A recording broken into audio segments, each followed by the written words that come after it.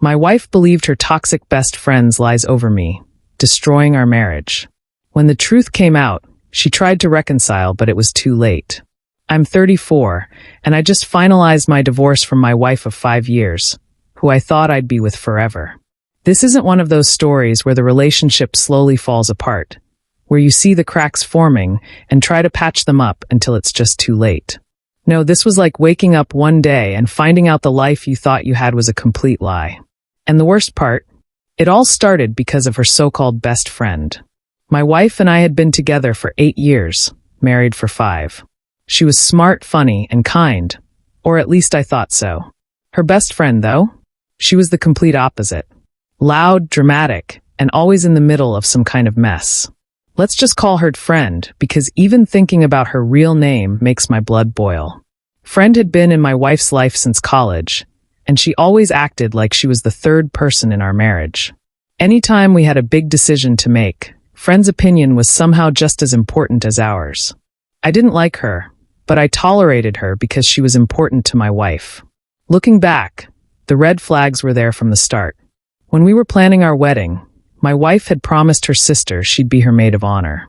But Friend threw a fit, saying she deserved the role because she'd been there through everything. She guilt-tripped my wife about how much she'd done for her in college, how she'd been her shoulder to cry on during breakups and all that. My wife caved. That was the first time I saw how easily Friend could manipulate her. But I didn't say anything. I didn't want to start our marriage off with a fight over her best friend. Friend's entitlement didn't stop there. A year after we got married, she asked to borrow my car because hers was in the shop. I said yes, figuring it'd just be for a couple of days. But 2 weeks later, she still had it, and she'd racked up parking tickets. When I confronted her, she acted like I was the one out of line. She called me up tight and said, "It's just a car. Don't be so dramatic." My wife asked me to drop it, saying I was making a big deal out of nothing. That argument didn't sit right with me, but again, I let it go. The worst was when Friend stayed with us while she was looking for a new apartment. It was supposed to be for a week. That week turned into a month. She treated our house like her personal crash pad, leaving her crap everywhere, taking over the living room, and complaining about the food I cooked. When I finally told my wife she needed to go, Friend accused me of being controlling and toxic. My wife reluctantly asked her to leave, but not without telling me I could have handled it better. At that point, I should have known Friend would always be a problem. But I thought as long as she wasn't living with us, I could manage. I didn't realize just how much control she had over my wife until it was too late. 6 months ago, everything came crashing down. My wife went to brunch with Friend, and when she came back, she was acting weird. Distant. Cold. I asked her what was wrong, and she just shrugged and said, "Nothing." I pushed, and finally she snapped. She told me Friend had seen me at a coffee shop the day before with another woman, laughing and touching her arm. She said Friend described my jacket, my hat, everything. I was stunned. I told her that wasn't possible because I hadn't been at a coffee shop. I'd gone grocery shopping that day, and that was it. She didn't believe me.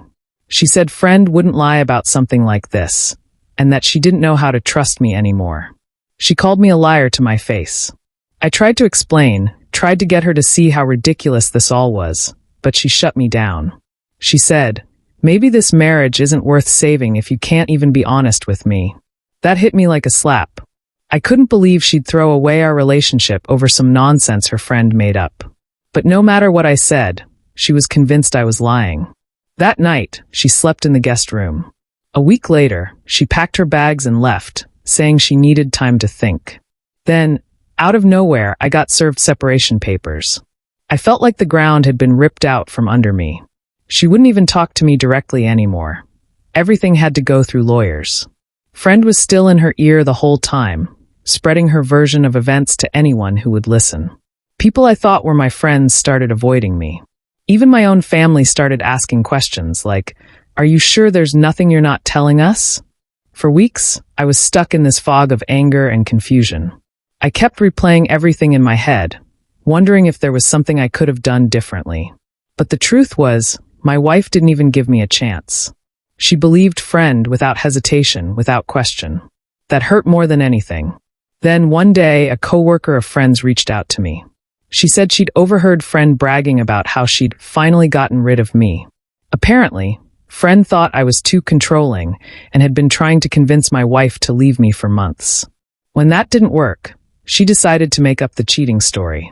The coworker even had screenshots of text messages where friend admitted to lying. When I saw those messages, I felt a mix of relief and rage. On one hand, I finally had proof that I wasn't crazy, that I hadn't done anything wrong. On the other hand, it confirmed just how malicious friend was and how easily my wife had fallen for it. I immediately sent the screenshots to my lawyer and asked for a meeting with my wife. I told her I wanted to meet at a park near our old neighborhood. She agreed, though she sounded hesitant, probably thinking it was going to be another argument. When she showed up, she looked nervous, like she didn't want to be there. I didn't bother with small talk. I just handed her my phone with the screenshots of friends' texts. She started reading, and I watched her face change. First confusion, then disbelief, and finally horror. Her hands started shaking as she scrolled through the messages. When she finished, she looked up at me, her face pale. "I didn't know," she whispered. "I swear I didn't know." I didn't say anything. I just stood there, waiting for her to say something else. She started stammering, trying to apologize, saying she'd been manipulated, that she thought she was doing the right thing by believing friend. "She's my best friend," she said. I trusted her. I thought she was looking out for me. "That's the problem," I said, my voice calm but firm. "You trusted her more than me. You didn't even give me the benefit of the doubt. You threw away our marriage over a lie, and you didn't even stop to think about what that says about us." Tears started streaming down her face, and she begged me to give her another chance. She said we could go to counseling, that she'd cut friend out of her life, that we could fix this. But something inside me had already broken. This wasn't just about the lie anymore. It was about how little trust she had in me, how easily she'd believed the worst about me without even trying to find out the truth. "I can't," I told her. "You made your choice. You believed her over me, and I can't come back from that." She kept crying, saying she'd do anything to make it up to me, but I'd already made up my mind. I walked away and left her standing there in the park. After that, things moved quickly. She didn't fight the divorce, probably because she knew she didn't have a leg to stand on. I kept the house, and she moved into a small apartment on the other side of town. Mutual friends started reaching out, apologizing for believing the rumors, and asking if there was anything they could do. I appreciated it, but at that point, I just wanted to move on. Friend tried to do damage control, too. She sent me a long message, half apologizing and half justifying what she did. She claimed she was trying to protect my wife, that she thought I was controlling and manipulative. It was a load of crap, and I didn't even bother responding. I blocked her on everything and told anyone who brought her up that I didn't want to hear her name again. A few weeks after the divorce was finalized, my ex-wife called me. She was drunk and crying, saying she missed me and blaming friend for everything. She said she felt like an idiot for believing her, and that she wished she could take it all back. I told her it didn't matter anymore. What was done was done. I hung up and haven't spoken to her since. Since then, my life has gotten a lot better. I've reconnected with old friends, thrown myself into my work, and even started dating again. The woman I'm seeing now is everything my ex wasn't: kind, supportive, and most importantly, trusting. Looking back, I can see how toxic that whole situation was. Friend's manipulation was obvious in hindsight, but what hurt the most was how easily my wife let her get between us.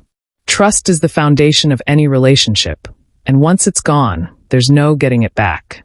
I don't regret walking away. Some things just aren't worth fighting for.